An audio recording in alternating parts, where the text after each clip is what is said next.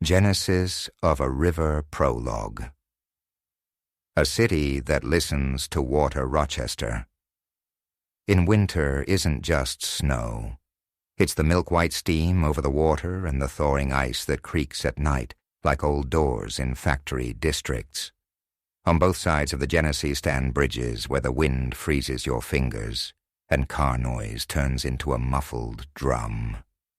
Here, in the shadow of smokestacks and sagging diner signs, the city long failed to understand that the river's whisper wasn't about weather. It was a chronicle, it was clues, it was names. In the spring of 1988, a young woman with the nickname Dotsy disappears. In the fall, another. By December 1989, a grim arithmetic flares along the dark water and in the reeds. Bodies, dates, distances between bridges. Police argue about a signature. The press coins a headline, "The Genesee River Killer." And all the while the river carries on a leisurely dialogue with a man named John Shawcross. He is just past 40. He drives his girlfriend's car, smokes on a bridge, sometimes returns to the bodies like to unfinished sentences. But before the river learned to pronounce his name out loud, there was other water, another town, another silence. Part 1. A birth from which shadows grow. John Shawcross was born June 6, 1945, in Kittery, Maine. The family soon moved to Watertown in upstate New York, where winters hang in the air with Alaskan light. The first of 4 children, he was a hallway brawler, the odd one, a boy who couldn't contain his anger and sought its outlet in petty destruction. School didn't take. A diploma would never come. Later he would parade a string of humiliations, night enuresis, bursts of aggression, fires set out of boredom. As an adult, he would tell still heavier stories, allegations of family abuse and incest that relatives denied and that never found verifiable proof. But there were coincidences that fit the ominous triads: bedwetting, fascination with fire, cruelty and conflict behavioral markers that often sit near future violence. Brief notes about childhood and early behavior appear in biographical overviews and court materials. At 21 he entered the Army, serving in a rear unit. He would later boast of merciless deeds, executions, cannibalism, and for years, reporters would argue, truth or ghastly fantasy. Checks showed he hadn't seen combat. He was in supply. The tales of atrocities were self-aggrandizing yarns convenient, later, for explaining and excusing himself. Investigators and trial experts would dismantle his war legend. Returning to civilian life, he unraveled. Arsons, break-ins, short marriages, odd jobs. He could butcher meat and cut down other people's anger with sarcasm, but not his own. Attica and Auburn, then early release for good behavior, including an episode in which he helped a guard during a prison disturbance, credited to him, noted in the file. These early criminal milestones are recorded in public sources. Part 2. Watertown, 1972. A beginning. Everyone wanted to forget. Spring 1972. Watertown is small enough that neighbors know boys by name, and the road to the pond is polished by bicycle tires. On May 7th, a 10-year-old, Jack Owen Blake, vanishes. They search the woods, blowdowns, water. The summer passes in silence. On September 2nd, 8-year-old Karen Ann Hill, visiting for a long weekend, disappears. The next day, the town wakes to the word, arrested. The name, Arthur Shawcross. He tells detectives how he lured the boy into the woods, raped and killed him, then returned to the scene. He admits his role in the girl's death. And here comes the first decision that later will be called a tragic error. A deal with the prosecution. Instead of murder first-degree manslaughter, a maximum of 25 years. Beyond his confession, There was little physical evidence in the boy's case. The prosecutor feared a collapse at trial and opted to secure the short time for the girl's death while setting aside the riskier second case. Arthur went to prison. 14 years later, he would walk out. The arrest, the contours of the deal, and the DA's rationale are documented in contemporary coverage and summaries. What matters isn't only the legal choice. The town exhaled in relief and wanted to forget. Memory is a bad notebook with the tough pages torn out. Monsters like to work where pages are missing. Part 3. Prison and the Idea of Correction. Prison years rarely become a cure when the disease isn't about discipline but about destruction. He fought, learned to survive, and above all became manageable in the system's eyes. Behind bars, Arthur could appear neat, patient, non-threatening. Some clinicians warned of pronounced psychopathy.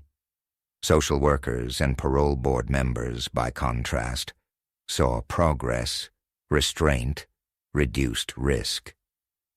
In 1987, the doors opened. He walked free. The motives for parole and the range of expert assessments are reflected in the record. He struggled to settle. Neighborhood committees protested. Employers balked. Towns pushed him away. He was passed like a hot coal from Binghamton to Delhi, then Fleischmann's. The protests never calmed. Finally, Rochester. And another decision later branded recklessly naive.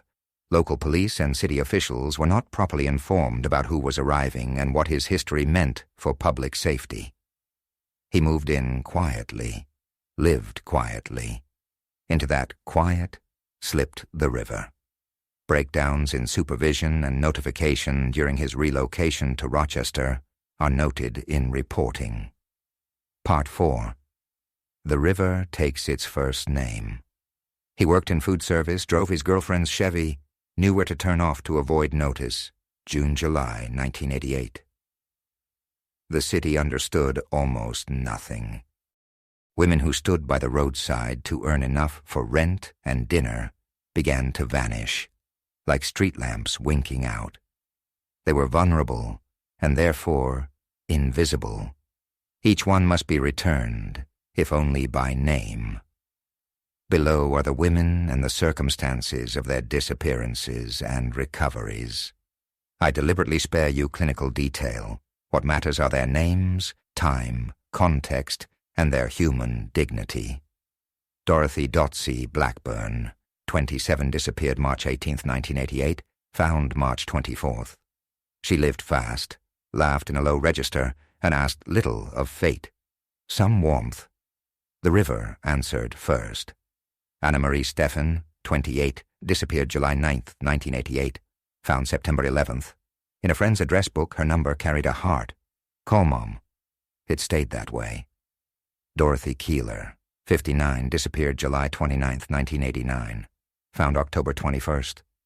Her age didn't match the usual profile, which became a lure that nudged investigators toward the idea of a second killer. Patricia Patty Ives, 25, disappeared September 29th, 1989, found October 27th. The cheap costume jewelry bracelet was never recovered. In photos, she squints like someone who knows more about life than she'd like. June Stott, 30, disappeared October 23rd, 1989, found November 23rd, Thanksgiving Day. The city ate turkey. The river returned a body. Marie Welch, 22, disappeared November 5th, 1989, found January 5th, 1990. 2 months like dynamite under bridges. Frances Fernie Brown, 22, disappeared November 11th, 1989, found November 15th. Her friends said she always came back to the same bar for the same song. She didn't make it. Kimberly Logan, 30, disappeared and found the same day, November 15th, 1989. A very short dialogue with the city. Elizabeth Liz Gibson, 29, disappeared November 25th, 1989, found November 27th. The only victim killed in neighboring Wayne County, another variable that muddied the map. Darlene Trippi, 32 disappeared December 15, 1989. Found January 5, 1990. She loved big earrings. A policeman marked decorative elements in his report, and for a second, a human being flared in the dry prose. June Cicero, 33, disappeared December 17, 1989. Found January 3, 1990 during an aerial search. Her body spotted from the air, on the ice, and in the channel. A location pinned by nature itself. Felicia Stevens, 20, disappeared December 28, 1989. Found December 31st. New Year's came with a message one cannot ignore. This is not merely a list. It's a geographic drawing of the crimes, bridges, back roads, industrial zones, banks. It's a temporal mesh note to the heavy clustering in autumn 1989. It's a signature that, contrary to myth, is never a perfect fingerprint. It changes. And the investigation would change too, tracking his broken lines. Criminalists later criticized an overly rigid reliance on modus operandi as the sole compass. Part 5. How the investigation learned to hear the river. At first, everything cut against the police. The missing women came from an invisible stratum, struggling with addictions, with debts, with the street instead of a schedule. Missing person reports arrived late. Witnesses were uncertain. Client cars never stuck in memory. Errors that now seem obvious once looked like reasonable hypotheses. Overvaluing a fixed signature. The age of one victim, 59, the location of another, a neighboring county, and small variations in the violence pushed investigators toward the idea of multiple killers. Time bled away. Low priority on reports involving women from the street. The absence of a strong social signal slowed response. In moral language, it sounds far worse than it does in an after-action memo. Communication failures among supervising agencies. The city hadn't been fully promptly told who had come in 1987 and what that meant. That silence mattered.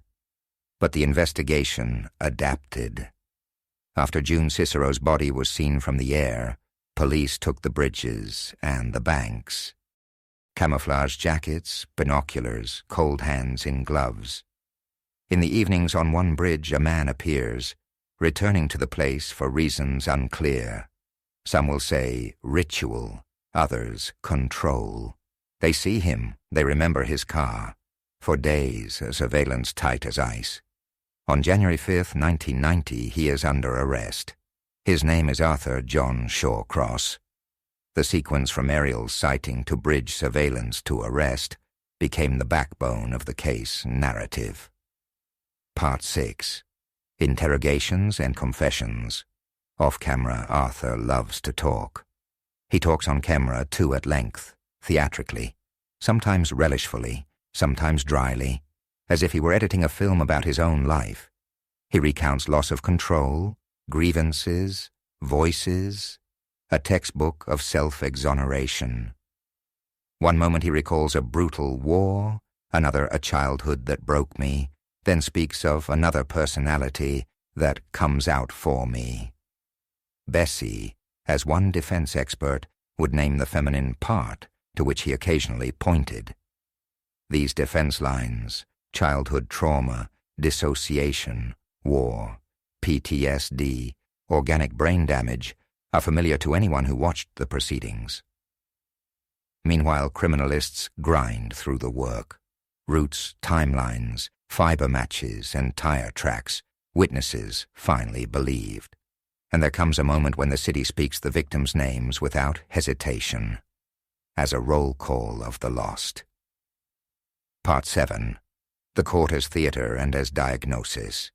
November 1990. The trial for 10 murders in Monroe County is televised. Rochester keeps courtroom hours like a season finale. The prosecution, led by Charles J. Siragusa, stays focused and unshowy. The defense builds toward insanity, childhood trauma, dissociative disorder, post-traumatic stress, organic lesions. They present psychiatric reports, brain scans with assist, references to frontal lobe scarring, the stuff that governs control and choice. Prosecutors answer hard. Their experts denounce the war legend as fantasy.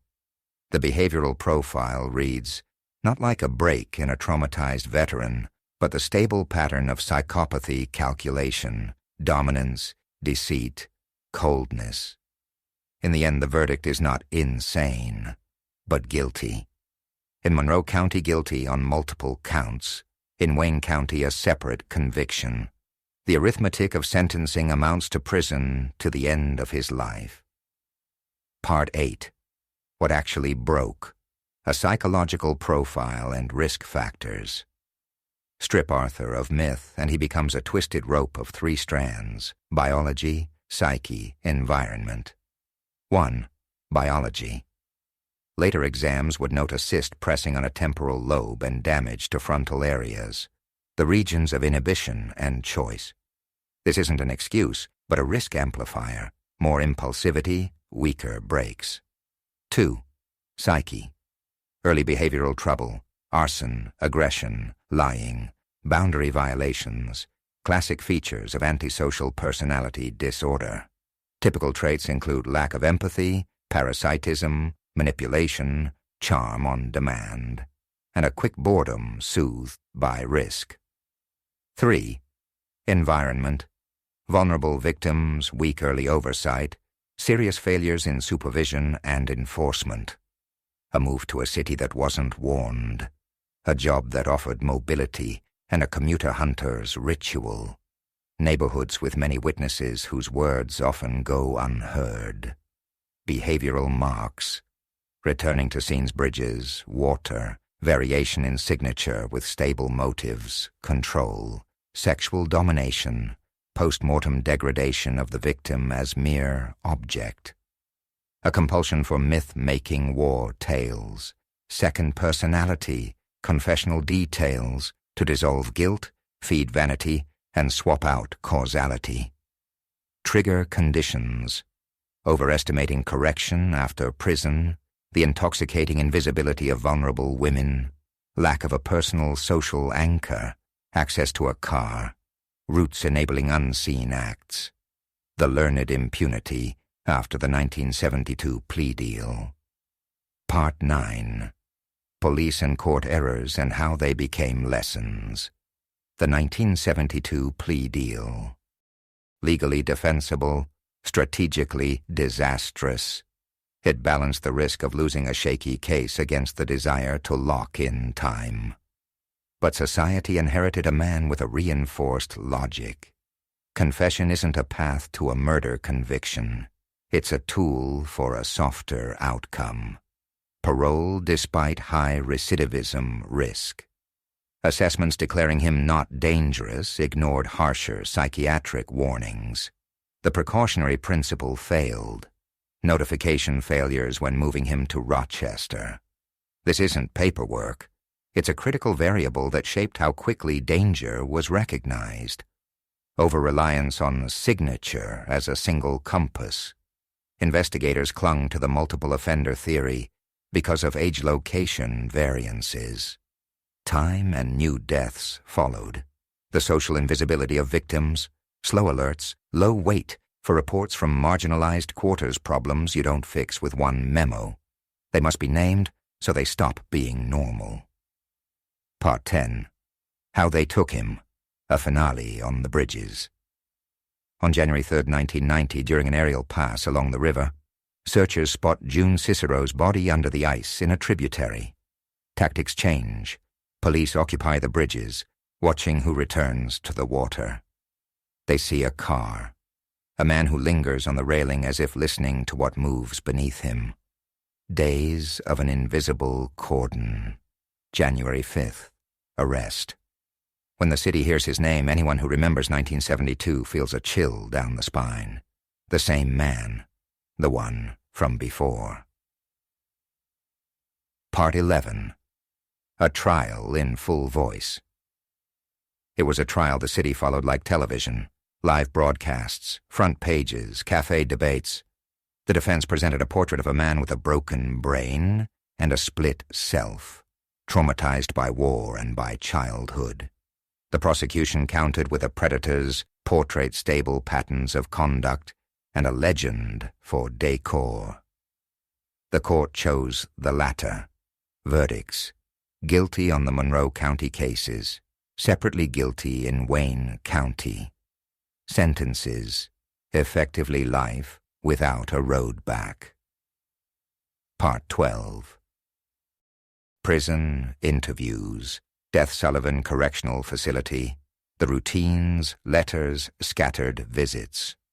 In the 2000s, he gave interviews with disconcerting eagerness, sometimes bragging with details. Reporters turned into drama and criminologists dismissed as vanity theater. On November 10, 2008, he died, hospitalized, cardiac arrest and ending to a biography crowded with other people's lives. Part 13. A profile written by Water. Summary. If you strip away the detective plot, what remains is social geography and the engineering of safety. The geography of vulnerability. Bridges, industrial banks, service roads. They're not just places, they are risk infrastructure. Lights, cameras, patrols. These aren't about tidiness, they're about a survival. The geography of invisibility. Prevention means hearing early signals, even when they come from quarters where the signal is dismissed as noise. Memory as a tool. A dangerous person's criminal past cannot vanish at every move. The right to a new page doesn't erase the public's right to know what's written across it. Part 14. All the names in one list for chronology. A consolidated table of disappearances and recoveries for the victims identified in his second series, 1988-1989, plus context for the first two murders in 1972. I center their names rather than methods, because history should remember people. Watertown, 1972, first known murders. Jack Owen Blake, 10 disappeared May 7, 1972. Body found September 5, 1972. Karen Ann Hill, 8 killed September 2, 1972. Arrest the next day. A plea reduced the charge to manslaughter. Rochester area, 1988-1989. Dorothy Dotsey, Blackburn, 27 disappeared 031188, found 03241988. Anna Marie Steffen, 28, disappeared 071188, found 091188. Dorothy Keeler, 59, disappeared 07091989, found 1021989. Patricia Patty Ives, 25, disappeared 09200989, found Hatomo 270989. June Stott, 30, disappeared 10231989, found 11231989. Marie Welch, 22, disappeared 11051989, found 01051999. Frances Franny Brown, 22, disappeared 11111989, found 1111511989. Kimberly Logan, 30, disappeared, found 11511989. Elizabeth Liz Gibson, 29, disappeared 110989, found 11071989, Wayne County. Darlene Trippi, 32, disappeared 115189, found 110509. June Cicero, 33, disappeared 111989, found 113199, spotted from the air. Felicia Stevens, 20, disappeared 12281989, found upon 3119. Part 15. What would have been enough to prevent everything else? It would have been enough not to fear taking the 1972 boys' case to trial, even weak, and to admit, better to risk and lose than to cement evil's logistics with a plea. It would have been enough to heed the hard prison psychiatrists rather than trust curated good behavior. It would have been enough to build real notification systems. The relocation of a killer isn't the relocation of a renter.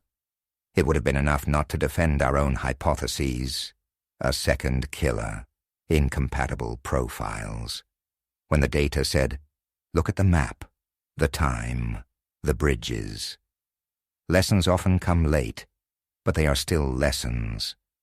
After this case, practices in supervision, interjurisdictional alerts, and priorities around missing adults did start to change. Not everywhere, not at once, but in ways that won't be undone. Epilogue. How a city remembers Rochester is not only headlines and fear. It is candles on bridge railings and stickers with names on concrete pylons. It is women who now walk the same streets with a phone in hand and a clear if-then plan. It is officers who no longer believe a signature is a glove that fits only one hand. It is a river that still speaks at night, but now, in its noise, you can hear not only the past, but someone's to come. And the name Arthur John Shawcross is less about a monster than about boundaries you must not simplify. It is about responsibility that must not be lost between counties, shifts, agencies.